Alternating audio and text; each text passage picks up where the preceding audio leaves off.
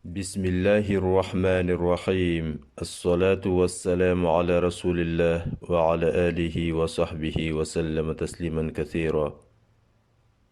فإذا قيل لك كتابتك كنتو كوني من ينكلا بما عرفت ربك ni fɛn jumɛnw le ye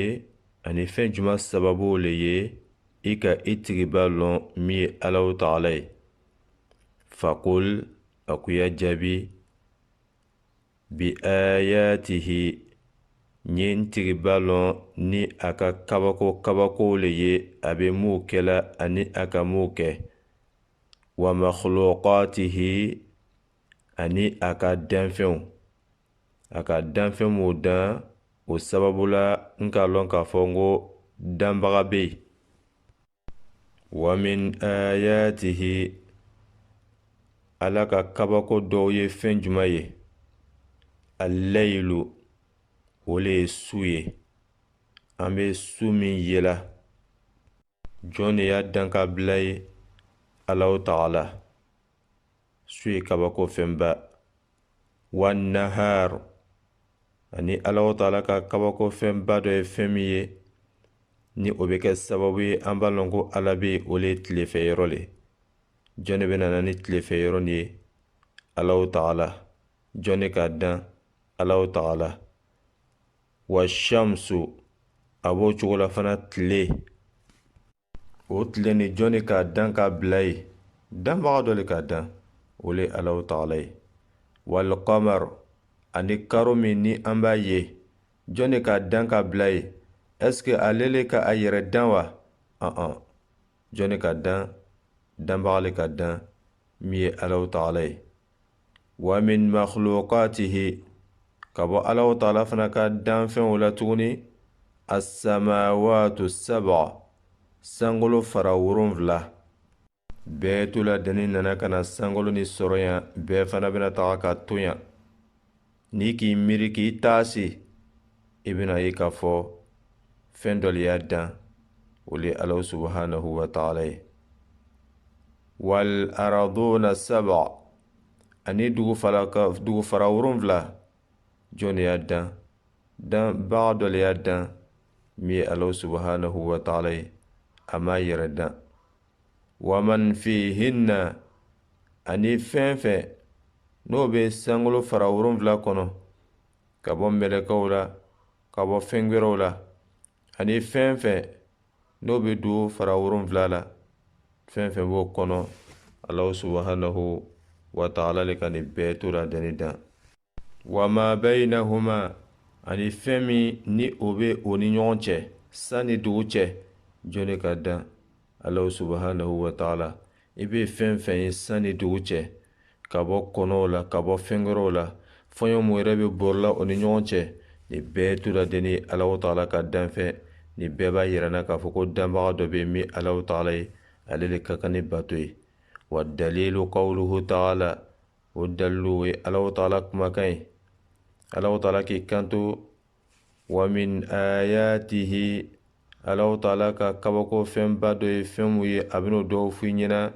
Wa min ayatihi ka bɔ Alahu Taala ka kabakoma fɛnbabaw la al-laylu o le ye sufɛ yɔrɔ ye.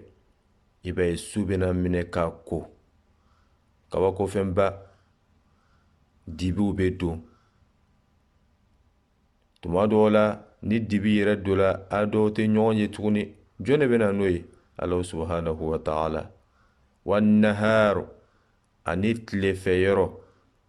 ni dibi don la n'a diyala Alahu Taala ye a bɛ su to yen kudayi tile tɛ bɔ tuguni tilefɛ yɔrɔ tɛ na.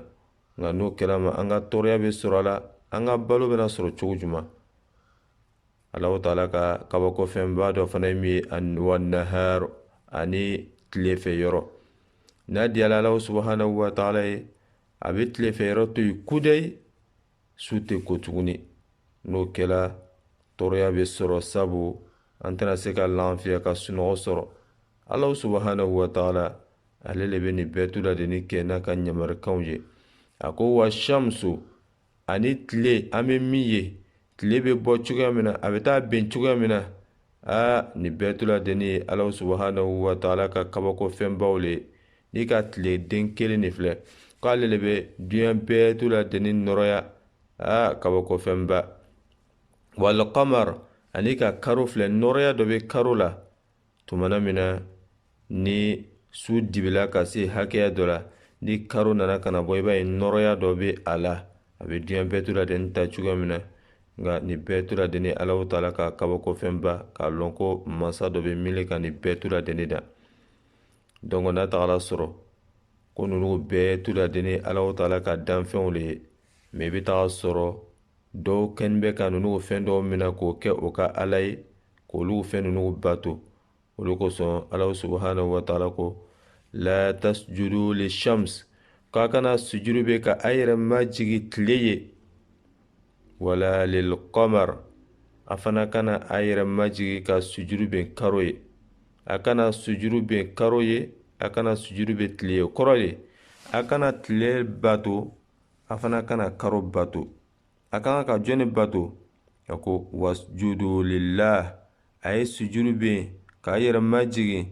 alladhi masa ye khalaqahunna masa min ni ale le ye ninnu fɛn bɛɛ tu la deni dan i bɛ danfɛn danfɛn ye tile o karo o sufɛyɔrɔ o tilefɛyɔrɔ o lolo fɛn bɛɛ tu la deni Alahu Taala le ka bɛɛ tu la deni dan an dɔ bɛ ka an yɛrɛ majigi ka sujuru bɛ k'ale Alahu Taala kelen pe le bato in kuntum iyyahu ta'budun n'a tagala sɔrɔ k'a kɛni bɛ ka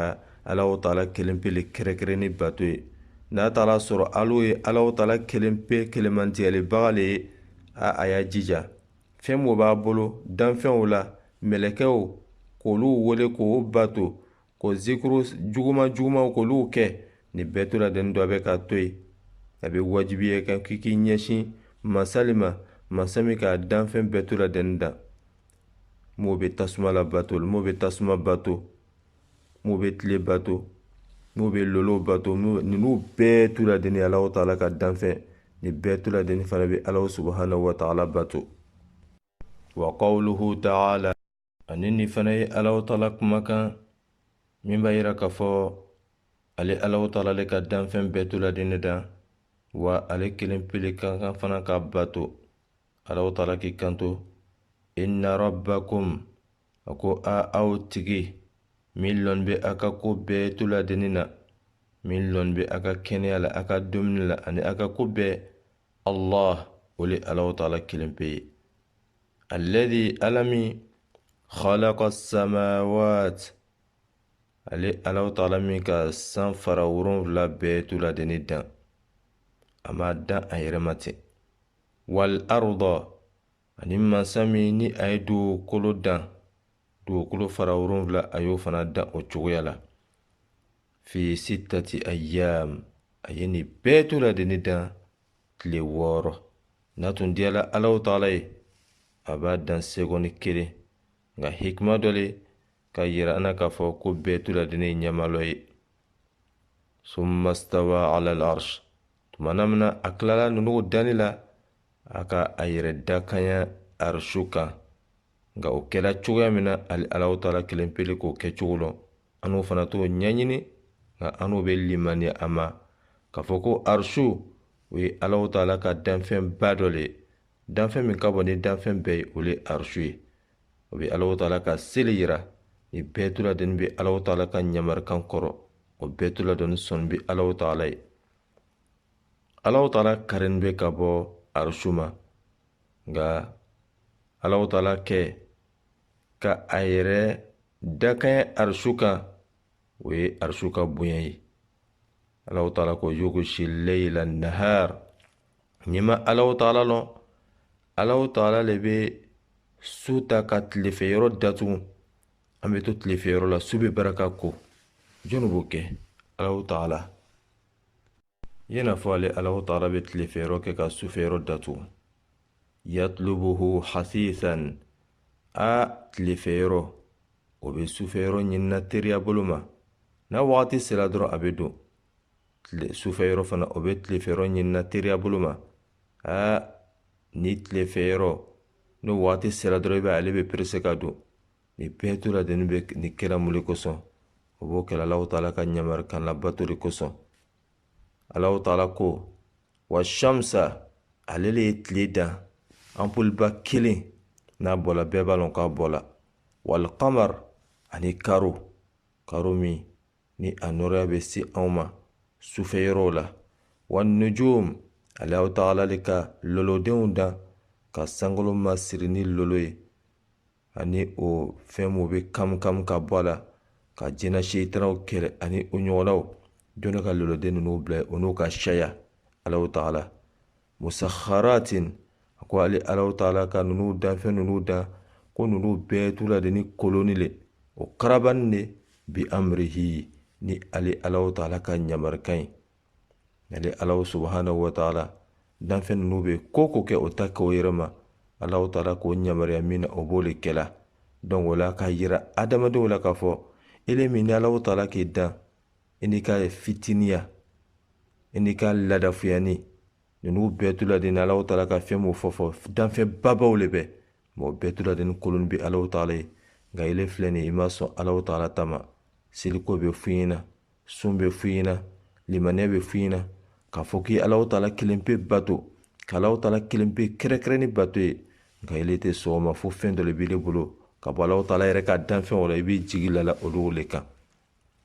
ala Alahu Taala ko tiɲɛ lo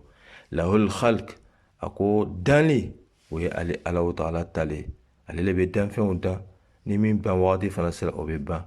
wal amru a ko ɲamarili o bɛ Alahu Taala le tile bɛ bɔ ni ɲamari le su bɛ don ni ɲamari le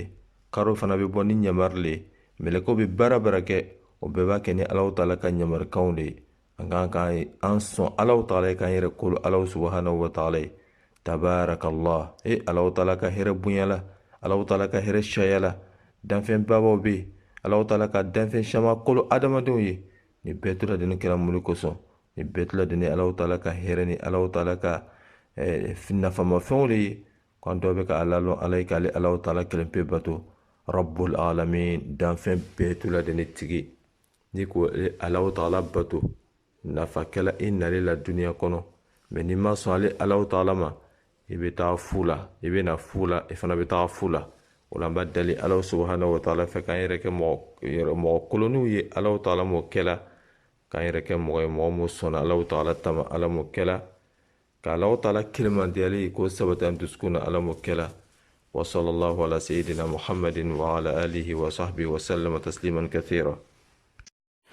Karamɔgɔ bɛ lasɔrɔ numéro min kan ni mɔgɔ min mako bɛ kunnafoni na o ye 00225 08 30 32 83